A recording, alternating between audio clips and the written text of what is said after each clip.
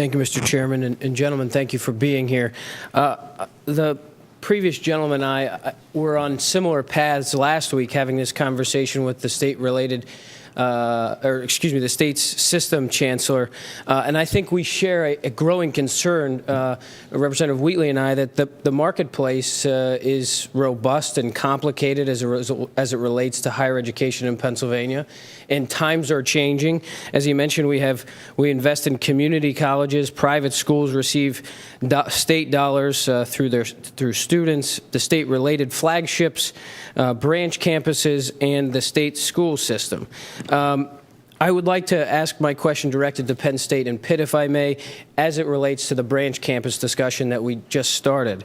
Could you, for us, define today's mission and goal for your branch campuses? I know that they have a rich history back in 1963 and 65, but the marketplace is changing. What is the mission of your branch campuses? The mission of our campuses is to provide a high-quality educational experience for students in those communities predominantly, although some students do come from outside of those service areas of the campuses, to provide them an opportunity to, in many cases, stay close to home, keep the costs of education relatively low, and to, if they so desire, move on to another university campus and have the opportunity to complete a degree. Now, for a student, for example, who is studying at, let's take a campus like Fayette, the tuition there is about $12,700 if they're able to commute from home. They're able to complete a degree in many fields that are very much oriented to workforce. Degrees such as mining engineering, for example, which is very important to southwestern Pennsylvania.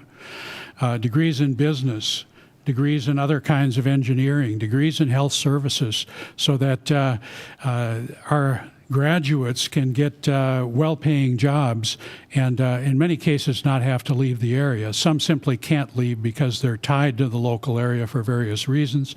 Some already have jobs and are simply looking to complete their baccalaureate or other degree. We have 4 regional campuses, as you probably know, in Bradford, Greensburg, Johnstown, and Titusville. All of them are established parts of the community. Each of them, I think, still serves distinctive needs in their homes. Certainly Bradford and Titusville are in the northern tier, which tends to be underserved by higher education institutions generally. The programming at each of those campuses does tend to reflect the needs of the community that it serves.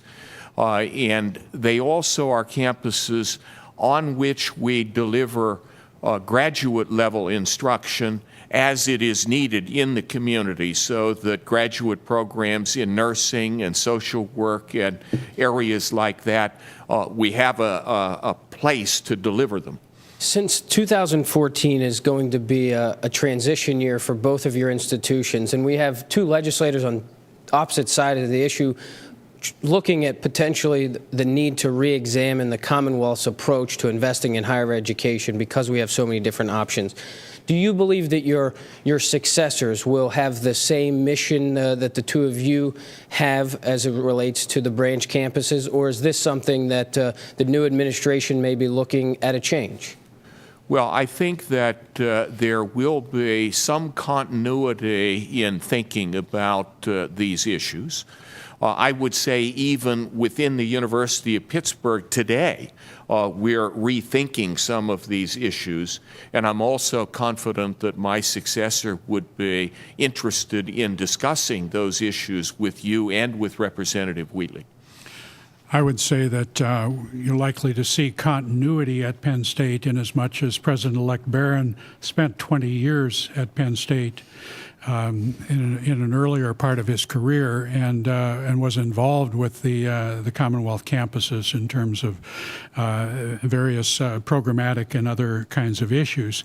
But as Chancellor Nordenberg indicated, we're working that issue constantly in terms of changing programs to respond to student needs.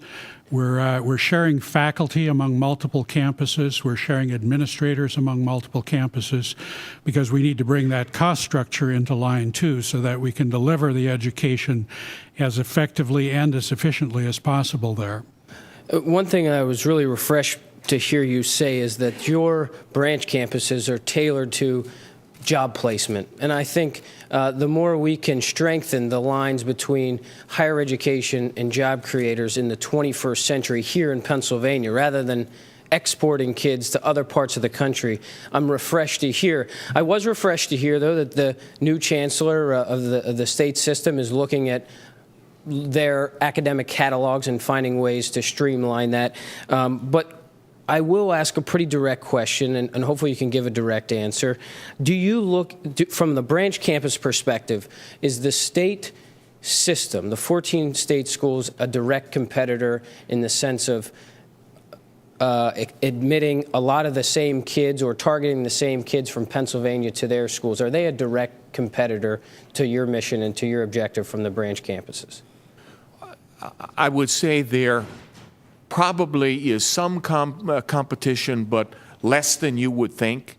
The tuition, for example, that is charged at one of our branch campuses or at a Penn State branch campus is more than a state system campus. And so a student that decides to go to Pitt, Johnstown, or Greensburg is making a decision about investing in an education there. I would say the same thing.